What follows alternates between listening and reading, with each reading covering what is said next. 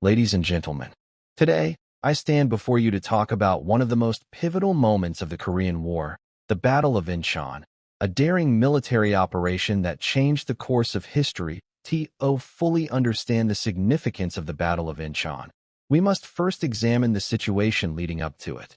The Korean War began on June 25, 1950, when North Korean forces, backed by the Soviet Union and China, launched a full-scale invasion of South Korea. The North Korean People's Army, KPA, armed with Soviet tanks, artillery, and superior numbers, quickly overwhelmed the South Korean defenders and the small contingent of American troops stationed in the region. Within just weeks, North Korean forces had captured Seoul, the capital of South Korea, and continued their rapid advance southward. The United Nations, led by the United States, swiftly intervened, passing resolutions to aid South Korea and sending a multinational force under the command of General MacArthur. However, despite this intervention, the situation remained dire. By August 1950, North Korean forces had pushed the UN and South Korean troops into a small defensive zone in the southeastern corner of the Korean peninsula, known as the Pusan Perimeter. The Pusan Perimeter, defended by American, South Korean, and other UN troops, became the last stand against total defeat. For weeks, the UN forces fought a desperate battle, relying heavily on naval and air support to hold the line. Meanwhile, North Korean forces continued to launch wave after wave of attacks, attempting to break through. Recognizing the need for a decisive counteroffensive, General MacArthur proposed a bold and risky strategy: an amphibious landing at Inchon, a port city located far behind enemy lines, near Seoul. MacArthur believed that by striking at Inchon, UN forces could cut off North Korean supply lines, trap their forces in the south, and rapidly turn the tide of the war. However, the plan faced strong opposition from other military leaders, who argued that Inchon was too heavily fortified, had dangerous tides, and was unsuitable for a large-scale landing. Despite these concerns, MacArthur remained firm in his decision, believing that a direct counterattack at Inchon would completely disrupt the North Korean war effort. After much debate, the plan was approved, setting the stage for one of the most daring military operations in modern history, the Battle of Inchon. General Douglas MacArthur, the Supreme Commander of United Nations forces in Korea, was known for his bold and unconventional military strategies. As the Korean War reached a critical stage in the summer of 1950, he was convinced that a direct counteroffensive was necessary to turn the tide of war in favor of the UN forces.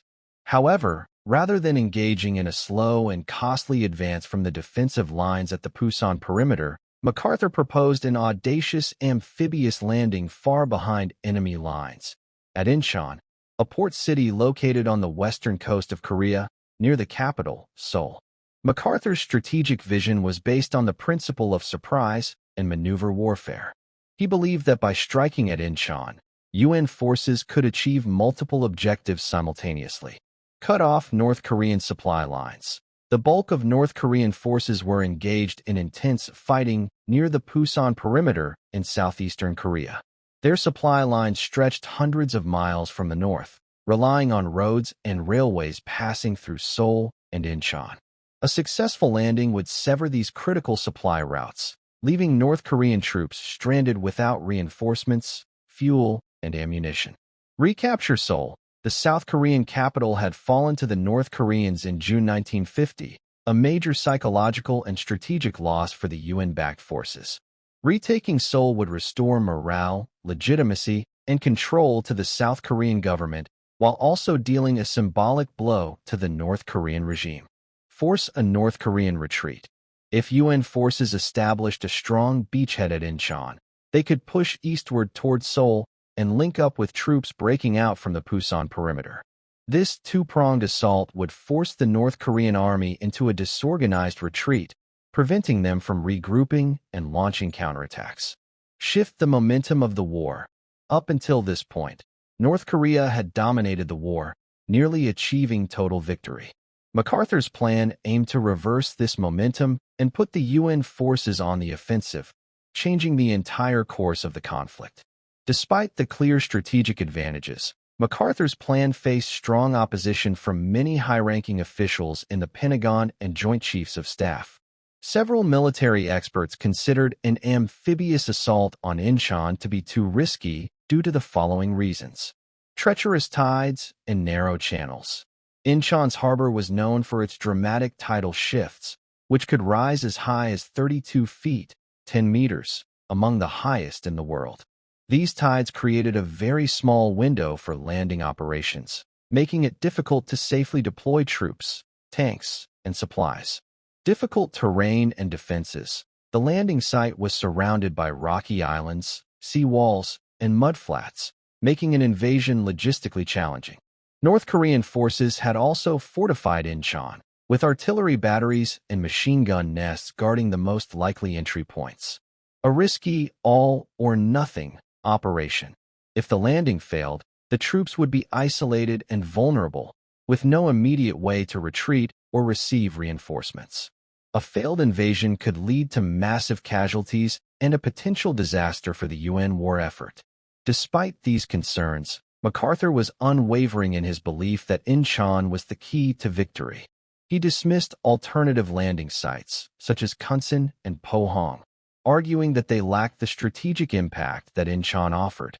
His confidence in the plan was so strong that he famously declared, "The enemy will regard an amphibious landing at Inchon as impossible. Therefore, we shall land at Inchon." MacArthur personally lobbied for the operation's approval, and after much debate, the Joint Chiefs of Staff reluctantly agreed.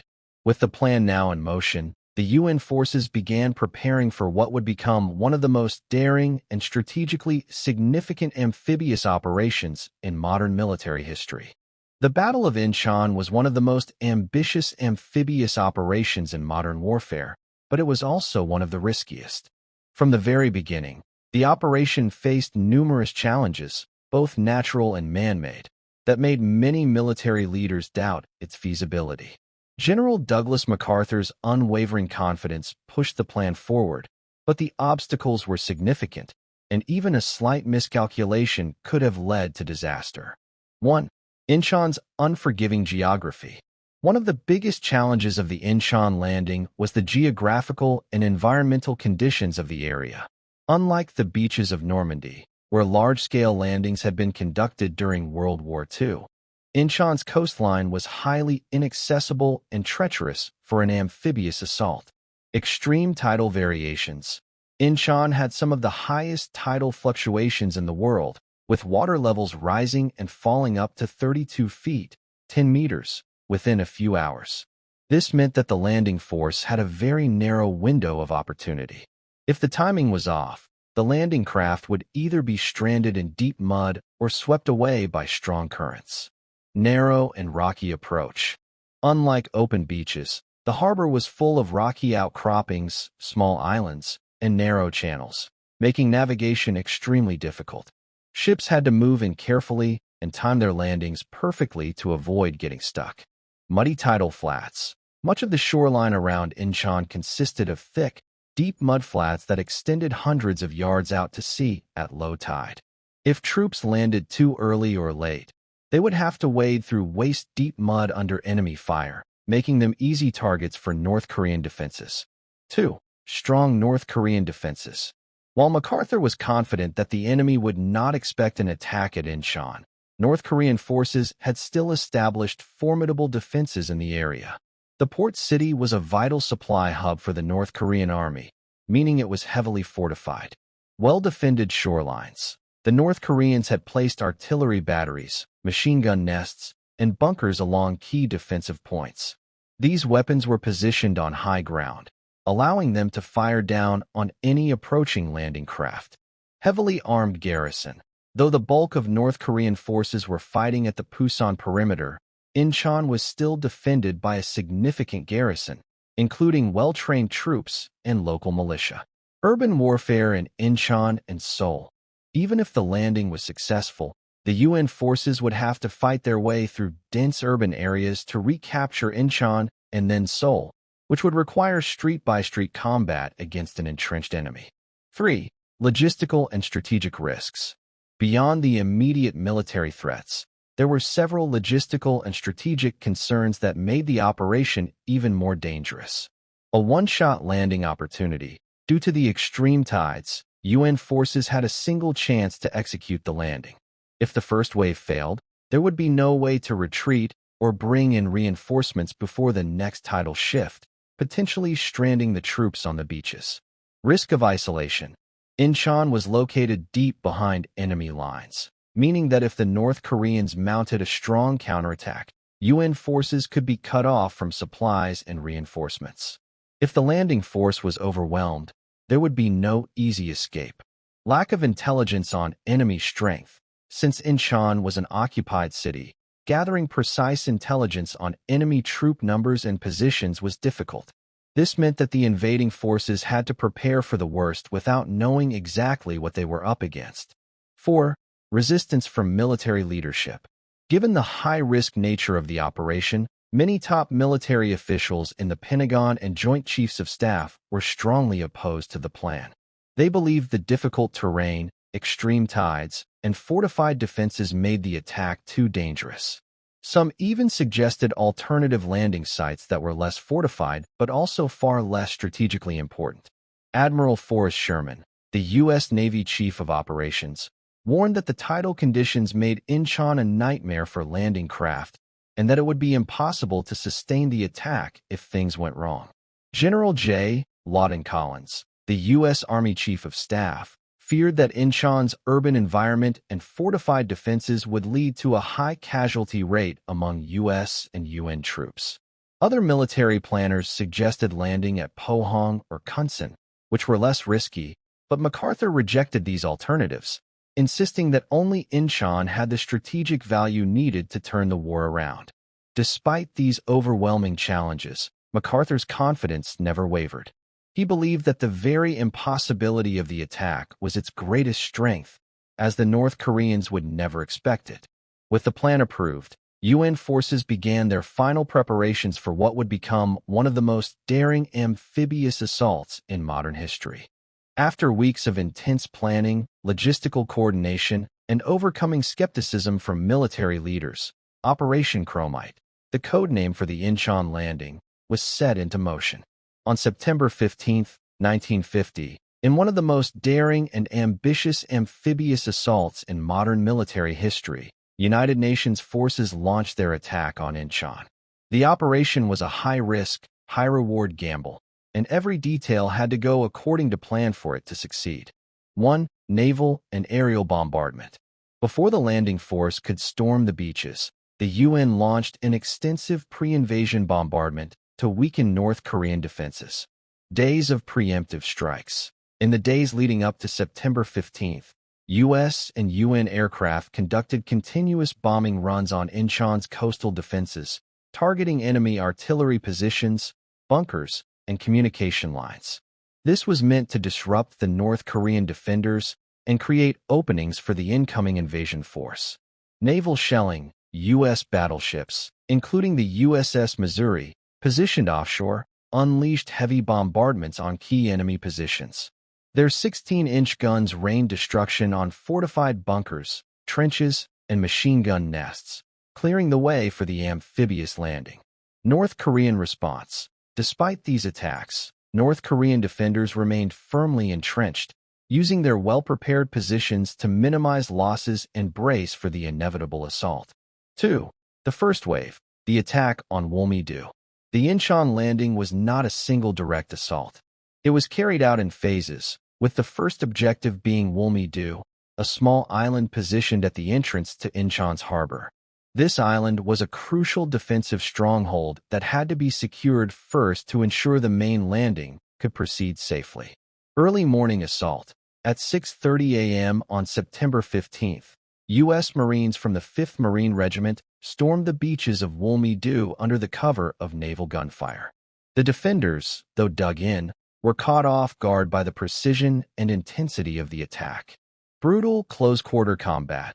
The North Korean troops fought fiercely, but within just 45 minutes, the Marines had gained control of most of the island. The remaining defenders were eliminated or forced to surrender within a few hours. raising the American flag. By mid-morning, Wulmi-do was completely in UN hands, providing a crucial staging point for the next phase of the invasion. 3. The main assault on Inchon's beaches. With Wulmi-do secured, the full-scale landing at Inchon itself began in the afternoon. The second wave of UN troops, consisting mainly of U.S. Marines, landed on two main beaches, Red Beach and Blue Beach. Red Beach, Central Inchon. The 1st Marine Regiment, commanded by Colonel Louis Chesty Puller, was tasked with capturing Red Beach, located closer to the city center. This was a heavily fortified position with barbed wire, landmines, and machine gun nests. Blue Beach, Southern Inchon. Meanwhile, the 5th Marine Regiment targeted Blue Beach, aiming to flank enemy forces and cut off their retreat into the city. This was a more open area, but still dangerous due to sniper fire and hidden enemy bunkers. The extreme tides of Inchon played a major role during this phase. Because of the narrow landing window, UN forces had to move quickly before the water receded and stranded landing craft in the mud. Timing was everything, and any delay could have left troops exposed to enemy fire with no cover. 4. Fierce urban combat. Once the Marines pushed inland, they encountered stiff resistance as they moved through the streets of Inchon. Unlike traditional beach landings where open terrain allowed for maneuvering, this was an urban battle where every street, building, and alleyway became a potential battleground. House-to-house fighting. North Korean troops, realizing they could not stop the landing, fell back into the city and fought using guerrilla tactics. Marines had to clear buildings one by one, often engaging in hand-to-hand combat. Sniper fire and ambushes. As the UN forces advanced, snipers and hidden machine gun positions slowed their progress. North Korean forces used rooftops, alleys, and fortified positions to launch ambushes, making each step forward dangerous. Civilians in the crossfire. Many civilians were still trapped in the city, caught between the fighting forces. UN troops had to carefully advance while trying to minimize civilian casualties.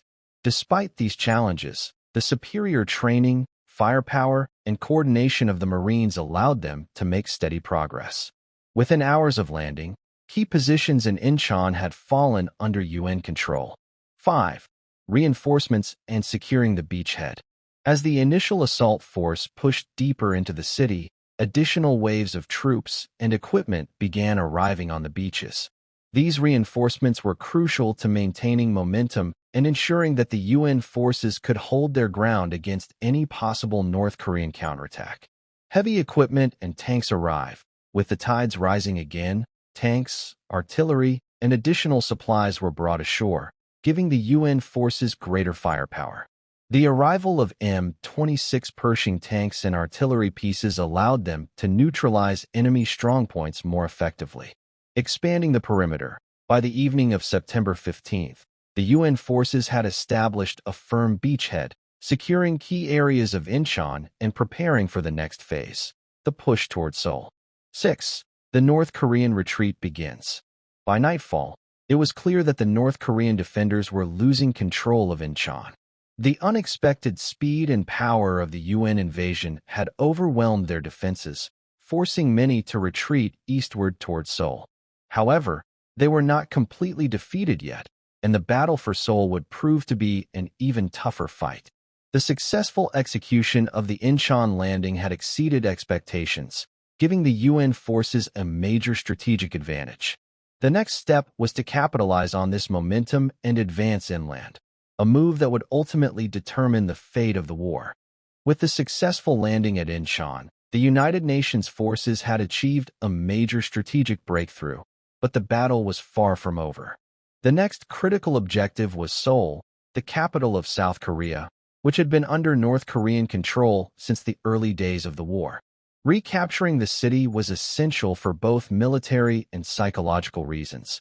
It would cripple North Korea's logistical network and restore South Korea's government. However, the march from Inchon to Seoul was no easy task. The advancing UN forces faced determined North Korean resistance, difficult terrain, and brutal urban combat that tested their endurance and strategy. 1. The strategic importance of Seoul. Seoul was more than just a symbolic prize. It was a key logistical and transportation hub for the North Korean People's Army, KPA. Its recapture was vital for several reasons. Cutting off North Korean supply lines. The city was a major rail and road junction, linking the southern battlefields with North Korean reinforcements in the north. If Seoul fell, the North Korean army in the south would be isolated and vulnerable to collapse. Restoring the South Korean government. Since June 1950, Seoul had been in enemy hands, and its liberation would signal the return of South Korean sovereignty, boosting morale among South Korean and UN forces. A blow to North Korean morale. Losing the capital would be a psychological defeat for North Korea and Kim Il-sung, weakening their ability to claim dominance over the entire peninsula. However, the North Koreans were well aware of Seoul's importance and were prepared to defend it fiercely. The battle ahead would be one of the toughest of the war. 2. The road to Seoul, a difficult advance. After securing Inchon, UN forces, led by Major General Edward Amond, began their march towards Seoul on September 16, 1950. The journey was only 16 miles, 26 kilometers, but it was fraught with challenges. Heavy resistance along the route. The retreating North Korean forces did not give up easily.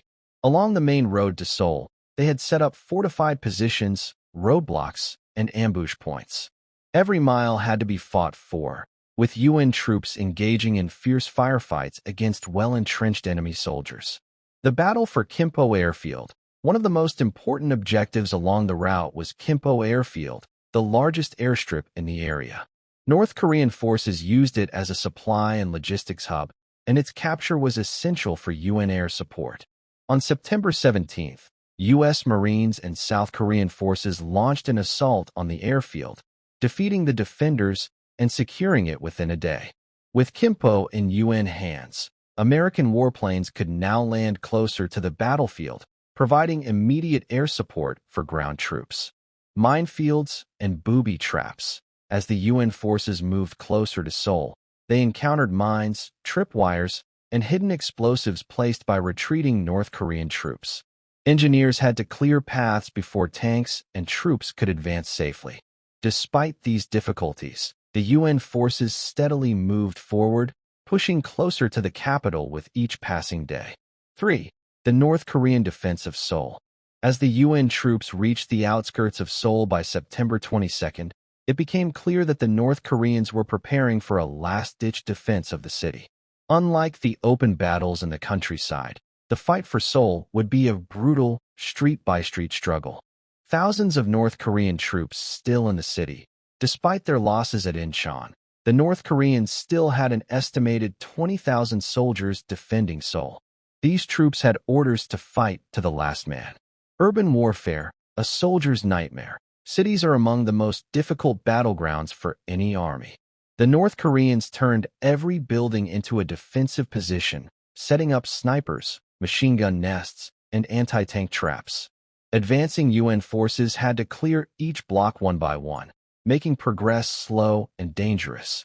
Civilians caught in the crossfire. Seoul was still home to thousands of civilians, many of whom had been forced into labor or conscripted into North Korean units. As the battle raged on, innocent people were trapped between the two warring armies.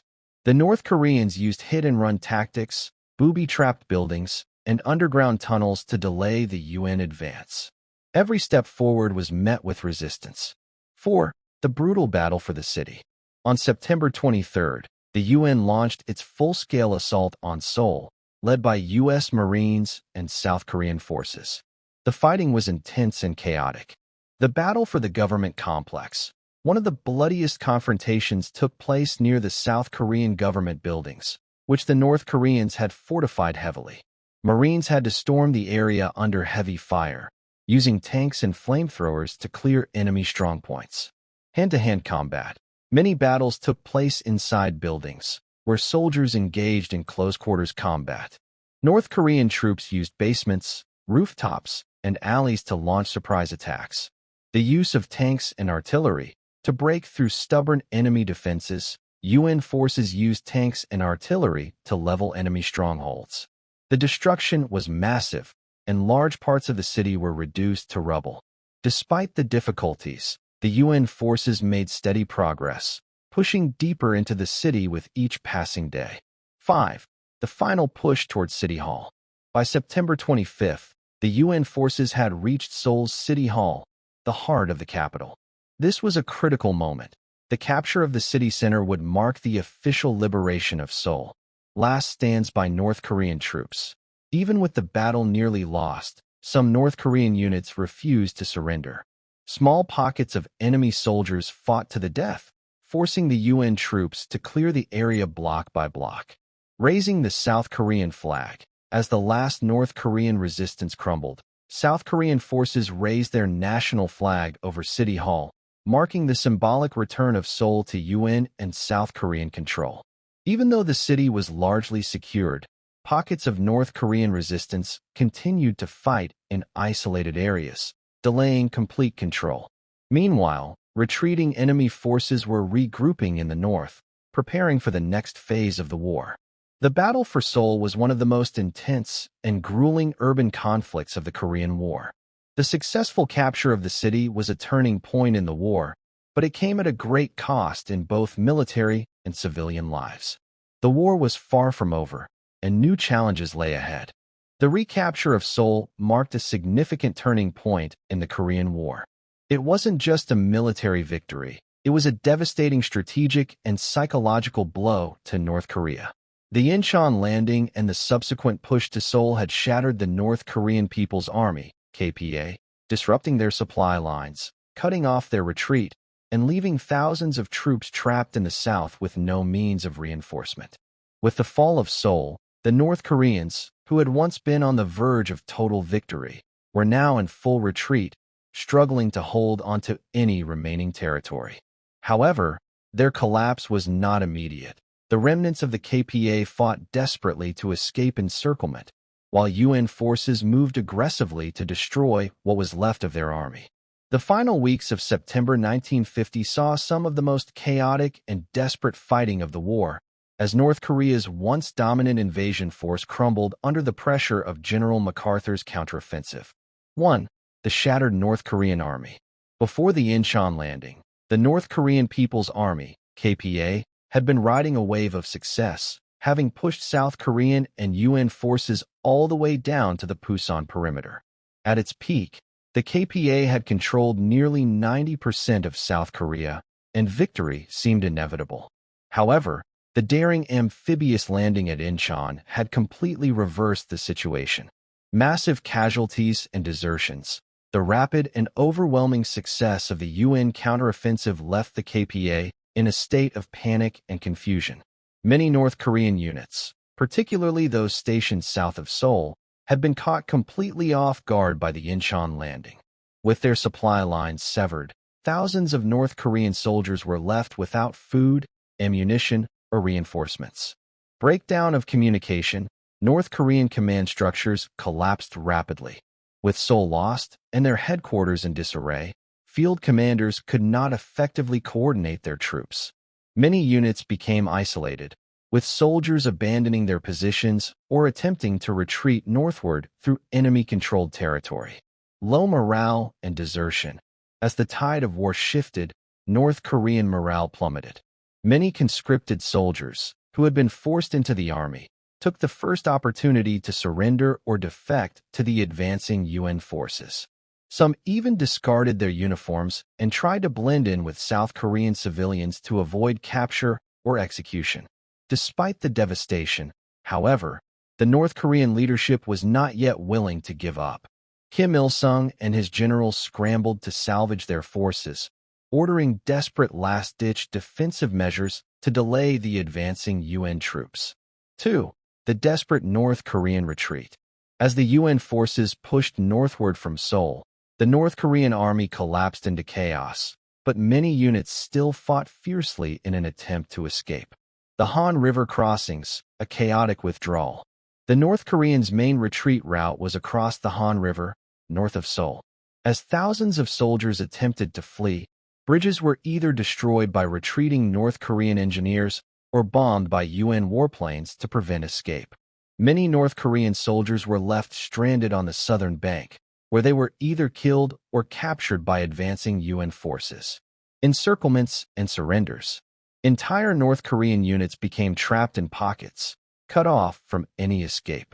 With no supplies and no hope of reinforcement, many chose to surrender rather than fight to the death. By late September, tens of thousands of North Korean troops had been taken prisoner. Scorched earth tactics and atrocities. As the KPA retreated, they burned villages, destroyed bridges, and executed suspected traitors who had collaborated with the UN forces. Civilians who had shown support for the South Korean government were often brutally murdered before the North Koreans withdrew. Despite their losses, some North Korean units managed to escape across the 38th parallel, retreating toward Pyongyang. However, the UN had no intention of stopping at the border. General MacArthur now saw an opportunity to invade North Korea itself and bring a decisive end to the war. 3. The role of air superiority. One of the key reasons for the rapid collapse of the North Korean forces was the overwhelming air superiority of the UN forces. The United States Air Force, Navy, and Marine Corps played a decisive role in ensuring that the retreating North Korean forces had nowhere to run and no way to regroup. Relentless aerial bombardment. As North Korean troops tried to escape northward, UN bombers and fighter planes relentlessly attacked them on the roads, in forests, and near river crossings. Thousands of North Korean troops were killed or wounded in airstrikes targeting convoys, supply depots, and retreating columns. Bridge and infrastructure destruction. UN bombers systematically destroyed bridges, railways, and highways to prevent the North Koreans from regrouping or resupplying their forces. This left thousands of soldiers stranded south of the 38th parallel, forcing many to surrender. Psychological impact. The constant presence of UN aircraft demoralized North Korean troops, making it impossible for them to move safely during the day. Many soldiers abandoned their weapons and fled on foot, knowing that any attempt to retreat in organized formations would be met with devastating airstrikes. The North Korean Air Force was almost non-existent at this stage, meaning the UN controlled the skies completely. This one-sided air war made it nearly impossible for the KPA to mount any kind of organized retreat or counteroffensive. 4. The human cost. The aftermath of North Korea's defeat. The collapse of the North Korean forces came at a tremendous human cost. The war had already taken a devastating toll on both civilians and soldiers, and as the front lines shifted northward, the suffering only increased. Mass surrenders and POWs. With tens of thousands of North Korean troops captured, the UN forces had to deal with an overwhelming number of prisoners of war, POWs. Many of these captured soldiers were young, poorly trained conscripts, many of whom had been forcibly recruited into the North Korean army. Civilians caught in the crossfire. As the UN forces advanced, thousands of South Korean civilians who had been living under North Korean occupation emerged from hiding. Many had suffered torture, execution, or forced labor under the North Korean regime. The sudden shift in power led to violent reprisals, as some South Korean soldiers and civilians took revenge on suspected North Korean collaborators. Widespread destruction. Entire cities and villages had been bombed, shelled, or burned to the ground during the back-and-forth fighting. Seoul, which had been recaptured by UN forces, was now a ruined city, with many of its buildings reduced to rubble. Despite the overwhelming victory, the situation remained volatile. The North Korean army had been devastated, but the war was not yet over. The question now was, would the UN forces stop at the 38th parallel, or would they push into North Korea itself? The rapid collapse of North Korean forces following the Battle of Inchon and the recapture of Seoul left the United Nations Command, UNC, with a momentous decision. Should they halt their advance at the 38th parallel, restoring the status quo, or push further north to reunify Korea under a non-communist government? This was not a simple choice. Politically, militarily, and strategically, the decision to cross the 38th parallel and invade North Korea carried enormous consequences. General Douglas MacArthur, the supreme commander of the UN forces, was convinced that total victory was within reach. He believed that allowing the North Korean regime to survive would only invite future conflict. However, others warned that advancing beyond the 38th parallel could provoke Chinese or Soviet intervention, turning the Korean War into a much larger global conflict. Despite these concerns, the UN forces pushed forward. By early October 1950, the invasion of North Korea had begun, marking a new phase in the Korean War, one that would eventually lead to devastating consequences. 1. The debate over advancing north. The United Nations had initially entered the Korean War with the goal of repelling the North Korean invasion and restoring South Korea's sovereignty. By September 1950, that mission had largely been accomplished.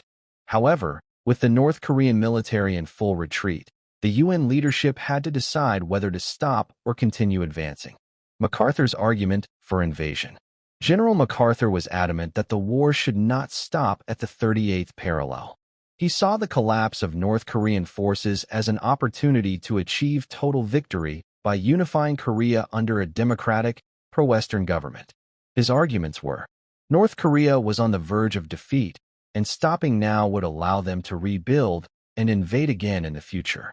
The Soviet Union and China were unlikely to intervene, as they would not risk a full-scale war with the United States. A divided Korea would remain unstable, and the only way to ensure lasting peace was to eliminate the communist regime in Pyongyang. Political and strategic concerns. Not everyone in the UN agreed with MacArthur. Some leaders, particularly in Britain and other allied nations, were deeply concerned about provoking China or the Soviet Union. China had warned that any UN advance past the 38th parallel would be seen as a direct threat, and they had troops stationed near the Yalu River, ready to intervene. The Soviet Union was watching closely, and there were fears that pushing too far might spark a direct war between the US and USSR, escalating into World War III. Maintaining a divided Korea might be preferable to a prolonged war, especially given how much destruction had already occurred. Despite these concerns, the UN General Assembly authorized the advance into North Korea on October 7, 1950, under the justification that the war's objective had now shifted from mere defense to the unification of Korea under a democratic government. This decision would dramatically reshape the course of the war. 2. The UN's invasion of North Korea. With political approval secured, MacArthur wasted no time in launching a full-scale invasion of North Korea. UN forces, now heavily reinforced by South Korean divisions, crossed the 38th parallel in multiple locations, advancing swiftly into enemy territory. The UN's rapid advance. The North Korean army was in complete disarray, with thousands of troops surrendering or retreating toward the Yalu River, the border between North Korea and China. On October 9th, UN forces entered Kaesong, a key city just north of the 38th parallel. By October 19th, Pyongyang, the North Korean capital, had fallen to UN troops. This was a monumental event. Never before had a communist capital been captured in a major Cold War conflict. By late October, UN forces had reached the Chosin Reservoir and other key areas in northern Korea, seemingly on the verge of total victory. The North Korean regime on the brink of collapse. With Pyongyang lost and their army in shambles, the North Korean government, led by Kim Il-sung, was on the verge of collapse. The communist leadership fled toward the Chinese border, seeking protection. It appeared as though MacArthur's vision of a unified, democratic Korea was about to become a reality. Overconfidence and strategic mistakes. MacArthur and his commanders were so confident in their victory that they underestimated the growing danger from China. He dismissed intelligence reports that massive Chinese forces were gathering north of the Yalu River, preparing for intervention. He believed that even if China did enter the war, UN firepower would crush them quickly. This assumption would prove catastrophic in the coming weeks. 3. Warnings from China, the unseen danger. While MacArthur pushed forward, Chinese leader Mao Zedong was growing increasingly alarmed. The Chinese government had repeatedly warned that if UN troops crossed the 38th parallel, China would not stand by and watch North Korea be destroyed. China's fear of U.S. expansion. China, which had only recently become a communist nation after the 1949 Chinese Civil War, saw North Korea as a buffer zone against American forces. If North Korea fell, Mao feared that U.S. troops would be stationed directly on China's border. China had suffered a century of foreign invasions and was determined not to allow another foreign power to threaten its sovereignty. The Soviet Union, under Joseph Stalin, encouraged China to intervene, providing logistical support but avoiding direct Soviet involvement. The secret Chinese buildup. As UN troops approached the Yalu River, the Chinese began secretly moving massive numbers of troops across the border into North Korea. Mao ordered hundreds of thousands of Chinese troops, known as the Chinese People's Volunteer Army, PVA, to prepare for war. They moved at night, avoiding detection by UN aircraft, and positioned themselves in the mountainous terrain of northern Korea. By late October 1950, an estimated 300,000 Chinese troops had already entered North Korea without the UN knowing. MacArthur and his intelligence officers ignored or dismissed reports of Chinese activity. They believed that China would not risk open war with the United States. This critical miscalculation would soon lead to one of the most devastating setbacks of the entire war. 4. The stage is set for Chinese intervention. As UN forces pushed closer to the Yalu River, it seemed that victory was within reach. However, they had unknowingly walked into a massive Chinese trap. Chinese forces waited patiently in the mountains, allowing UN troops to overextend deep into North Korean territory. UN soldiers, believing the war was almost over, were tired, overconfident, and unprepared for a new enemy. The harsh Korean winter was beginning, making conditions brutal for all soldiers involved. Then, in late October and early November 1950, Chinese forces launched their first attacks against the advancing UN troops. The fighting was sporadic at first, but it soon became clear that the UN had greatly underestimated the Chinese presence. As UN forces advanced deeper into North Korea, pushing toward the Yalu River, the border between North Korea and China, few anticipated the catastrophe that was about to unfold. General Douglas MacArthur, convinced that victory was within reach, dismissed repeated warnings that China might intervene. He believed that the war would be over by Christmas 1950, with Korea fully unified under a pro-Western government. However, behind the scenes, Chinese leader Mao Zedong was making a critical decision. Viewing the UN advance as a direct threat to Chinese security, he ordered a massive and secret military intervention. By late October, tens of thousands of Chinese troops had already crossed the Yalu River, waiting in the mountainous terrain of northern Korea for the perfect moment to strike. When they did, it caught the UN forces completely off guard. The sudden and overwhelming Chinese counteroffensive transformed the war once again, leading to one of the most stunning reversals in modern military history. 1. Mao's decision to enter the war. For weeks, China had warned that it would not tolerate UN forces pushing toward its border. However, these warnings were largely ignored by Western leaders, who assumed that China would not risk a war with the United States. In reality, Mao Zedong saw the Korean conflict as a direct threat to China's national security and ideological future. Several key factors influenced his decision. The fear of U.S. expansion. The Chinese Communist Party, CCP, had only recently won the Chinese Civil War, 1949, and established the People's Republic of China, PRC.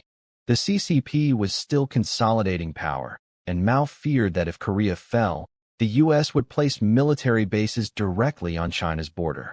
Chinese leaders believed that if North Korea was defeated, the next target might be China itself. Mao was determined to prevent this at all costs. Pressure from the Soviet Union. Mao initially hesitated to intervene, fearing a direct war with the United States. However, Soviet leader Joseph Stalin secretly urged China to enter the war, promising logistical support, weapons, and aircraft. Stalin did not want direct Soviet involvement, but saw China as a useful proxy to counter U.S. influence.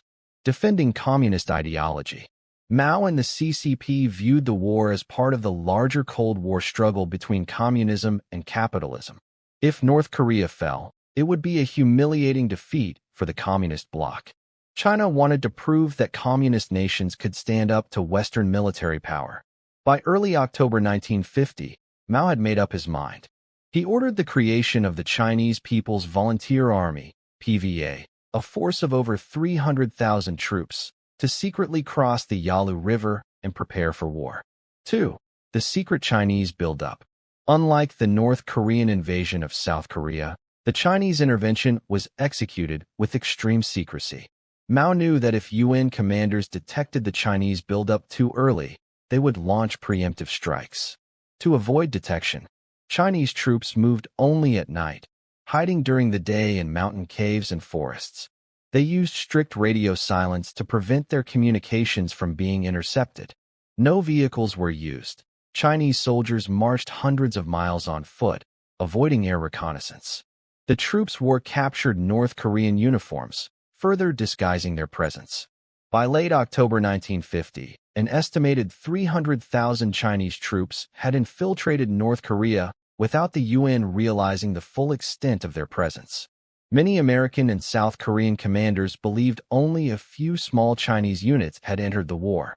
They had no idea they were about to be overwhelmed by a massive, well-coordinated force. 3. The first Chinese attacks, a devastating ambush.